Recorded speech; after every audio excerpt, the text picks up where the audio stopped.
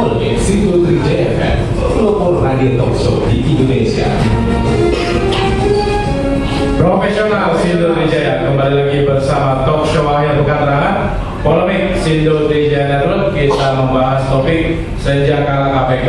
Saya ke Pak Abdullah. Pak Abdullah tadi Pak Maman mengatakan bahwa KPK masih memang ada beberapa kekurangannya, ada beberapa masalahnya, tapi takut kalau direvisi di DPR itu bisa lari kemana-mana. Kalau Pak Abdullah melihat KPK itu sama nggak pikirannya bahwa memang ada kekurangannya? Iya, pertama presentasi saya dengan KPK, jadi seolah sangat semua kelebihan dan kekurangan dan seterusnya. Di dalam rekomendasi saya beberapa pasal cuma momentumnya sekarang ini tidak tepat. Pertama, alasan yang disebut oleh Pak Maman tadi itu bahwa di DPR itu pola liar. Pengalaman saya ketika waktu ketua KPK sebelum KPK, di dalam draft Undang-Undang Nomor 32 tentang KPK tidak ada pasal tentang pembubaran KPK. Begitu sampai di DPR itu jadi pola liar, karena waktu itu kami sedang menangani kasus Istana dan Jaksa Agung dan kemudian pimpinan DPR, maka punya pola liar KPK yang dibubarkan. Jadi karena itu meskipun ada kesepakatan saya akan 4 putri ini yang mau diamandemen, tapi pola liar itu memang bisa besar. Yang kedua, secara filosofi rumah undang-undang kita di Indonesia itu namanya KUHP. Itu rumah undang-undang kita. Dan itu belum sampai berapa gimana perjalanannya dibahas. Kalau saya diamandemen undang-undang KPK, terus kemudian nanti setahun 2 tahun undang-undang KPK disahkan, ternyata bertentangan dengan undang-undang KPK, maka undang-undang KPK harus diamandemen lagi. Ini sebenarnya tidak strategis dan membaca. Oleh karena itu, maka KPK diselesaikan saja dulu, sudah selesai baru di-breakdown. Undang-undang KPK, undang-undang kepolisian, undang-undang kejaksaan, undang-undang PPATK, undang-undang judisial, undang-undang kehakiman, undang-undang ombudsman, dan itu baru di. Kemudian soal penyidik independen, soal penyadapan, soal SP3 ini menyangkut hukum acara. Nah, hukum acara kita itu yang namanya KUHP itu juga belum selesai dibahas DPR. Jadi diselesaikan oleh KUHP, sudah selesai baru kemudian diberitahu ke bawah. Itu yang pertama, secara filosofi undang-undang itu. Secara sosiologis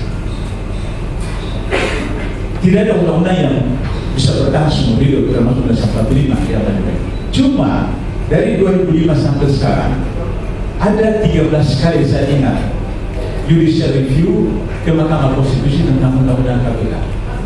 Dari 13 kali itu cuma satu yang membela KPK, yaitu waktu untuk kasus Usro untuk bisa terus sampai 4 tahun.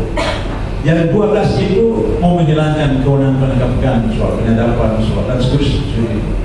Sehingga dengan begitu maka teman-teman di KPK dan kerja anti korupsi itu asal dengar ada ide untuk amandemen KPK itu drop.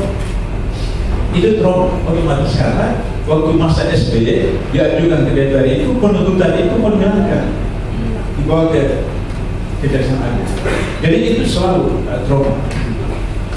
Nah sehingga begitu maka kemudian ada pembahasan untuk bagaimana ditunda katakanlah 2-3 tahun sampai KUHP dan KUHP selesai. Persoalan penyadapan dari konsep pertama itu nanti izin pengadilan negeri kalau KPK menyadap. Maka kemudian ketika kami mau menyadap saudara Pangeran, kami minta Pak Pangeran minta izin kami mau menyadap apa. Itu masuk tidak seperti itu. Sehingga di HP itu. Nah itu dan sebenarnya korupsi ini kejahatan luar biasa. Berbeda dengan pidana umum yang itu orang sudah meninggal bertahun-tahun bisa digali autopsi bisa diketahui penyebab kematian. Ini korupsi tidak. Maka yang sekarang itu dikatakan tidak lagi ditentukan oleh pengadilan negeri tapi oleh Dewan Pengawas. Dewan Pengawas akan menentukan seseorang bisa disadap atau tidak. Yang kita dengar dari pers di TV radio, Dewan Pengawas itu keanggotanya ditentukan oleh Presiden. Nah ini bahaya. Bahaya Presiden menentukan anggota Dewan Pengawas KPK. Berarti Presiden telah intervensi KPK. Padahal dalam undang-undang KPK ada lembaga negara yang independen, bebas dari campur tangan eksekutif, legislatif, yudikatif, dan kekuatan politik apapun. Lantas kemudian anggota Dewan Pengawas itu oleh Presiden, maka ketika mau disadap, anggota pengawas yang mau disadap siapa? Oh, orang istana, oh orang Senayan, oh enggak perlu. Mau diterbitkan SP3, oh apa namanya? Ini orang istana, orang Senayan, orang SP3. Yang lain, oh tidak perlu SP3 karena ini lawan politik. Itu berbahaya. Di dalam rekomendasi disertasi saya bahwa kalau itu harus Dewan Pengawas itu dipilih oleh pansel atau pansel yang dibentuk oleh KPK seperti proses pemilihan penasehat. Jadi itu independen. Tapi 8 tahun lebih saya di KPK, saya menemukan kelemahannya itu ada pada pengawasan internal dan penasehat. Pengawasan internal itu kalau ditingkatkan status menjadi DPP, maka dia tidak perlu menunggu perintah dari DPP untuk melakukan pemeriksaan kepada pimpinan, kepada pejabat, kepada pegawai negara. Sekarang itu statusnya adalah direktorat, sehingga harus menunggu memo perintah dari DPP. Tapi kalau dia status DPP, maka dia langsung bisa periksa pimpinan, pejabat, dan pegawai. Nah, itu bisa diubah tanpa melakukan revisi. Internal Secara internal bisa. Nah, oleh karena itu maka ketika itu sudah ditingkatkan, maka kemudian akan menjadi kuat. Kemudian penasihat selama ini menurut undang-undang hanya menyampaikan nasihat pertimbangan. Nah, nasihat pertimbangan kepada pimpinan itu bisa diterima, bisa tidak.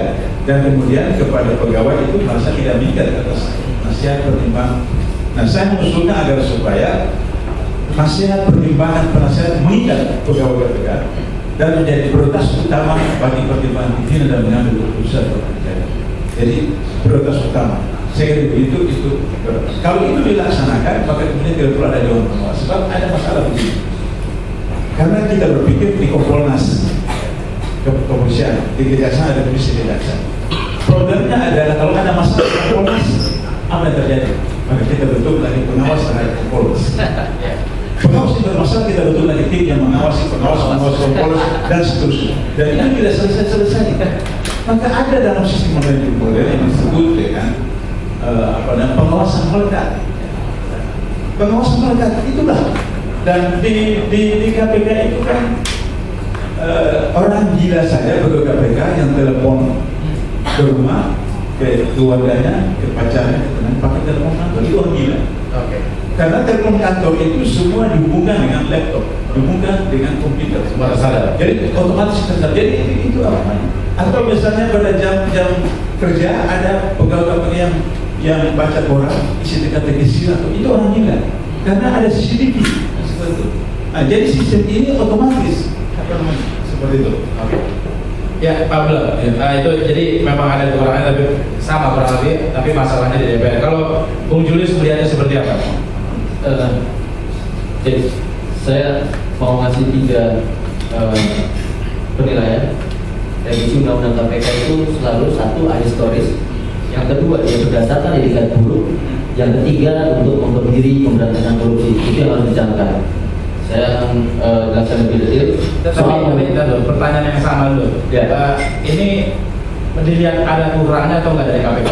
Oh jelas. Yang dikatakan Bang Andi tidak ada bagian sempurna, jelas.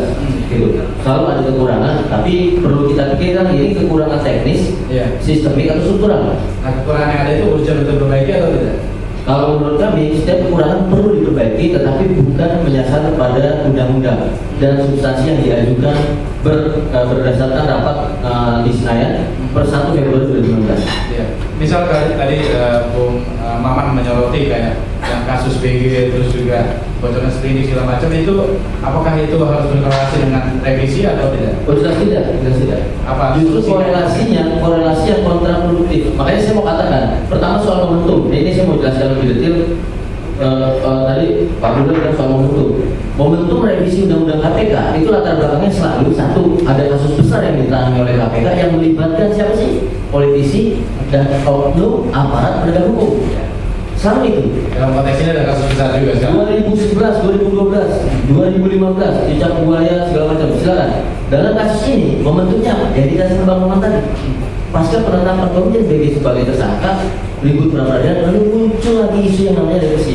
Kita sudah tahu sudah ada beberapa draft di tahun 2015 dipaksakan dalam waktu 3 minggu selesai dengan revisi 37 pasal. Ya. Lalu yang kedua diikuti juga dengan kriminalisasi pimpinan. Kita sudah tahu sebelumnya juga ada. Sebelum Bambang Wijoyanto dan Abraham Samad, kriminalisasi peraturan pimpinan ada Chandra Hamzah dan lain-lain. Jadi ini juga sama polanya dari Pola berulang ya. Iya, pola berulang. Dan yang ketiga adalah pola yang diulangi lagi, proses legislasi yang tidak jelas dan justru melanggar undang-undang. Saya tanya, dari 3 revisi yang diajukan, ada nggak naskah akademiknya? Dari naskah yang dibacakan per 1 Februari 2012, ada nggak data yang diberikan? Dikatakan bahwa kinerja KPK tidak efektif, penyadapan banyak pelanggaran, penegakan hukum, conviction rate KPK sampai detik ini 100%. Di mana ketidak efektifannya? Lalu saya katakan, ada lembaga aparat penegak hukum yang lain yang justru banyak catatan penyiksaan, rekayasa kasus. Kalau yang lain conviction rate-nya berapa? Tanyakan pada Menpan RB untuk tahun ini saja, institusi penegak hukum yang lain itu justru mendapatkan nilai yang negatif. Oke. Itu Menpan RB, jangan tanya LSM, nanti disangkanya gue bilang. Tanya Menpan RB, nilainya negatif. Nah, lalu hal yang sama juga diulangi dari segi substansi. Apa sih yang paling mengerikan bagi para koruptor? Saya tidak mau mendalilkan ini berdasarkan jumlah politisi Senayan, ada Bang Maman di sini, 86 kena semua. Ya, itu jumlah yang tidak sedikit. Selalu nomor 1 penyadapan. Lalu pertanyaannya, kenapa penyadapan terus yang dihajar? Jadi 86 yang kena berapa yang kena sadar? Semuanya. Semuanya kena sadar. Semuanya kena sadar. Semuanya berdasarkan penyadapan. Kenapa ini yang dihajar? Karena penyadapan merupakan mekanisme paling efektif yang tidak terbantahkan alat buktinya. Dan ini kaitannya juga dengan kewenangan KPK yang menyatakan bahwa setiap penetapan tersangka penyidikan didasarkan pada 2 alat bukti yang sah, bukan permulaan yang cukup. Sehingga dia harus sudah dipastikan ketika ditetapkan sebagai tersangka masuk sampai pengadilan.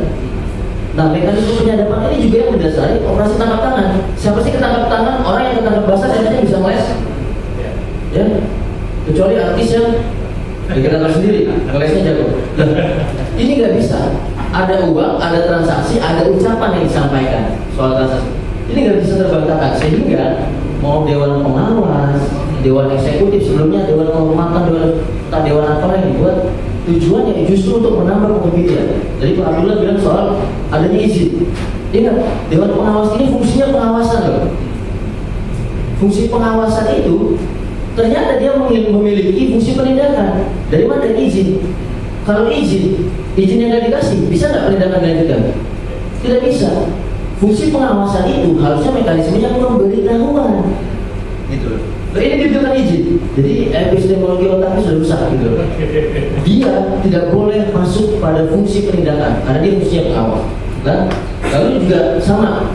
Kenapa habis itu diatur juga soal penyelidik dan penyidik harus dari polisi dan jaksa.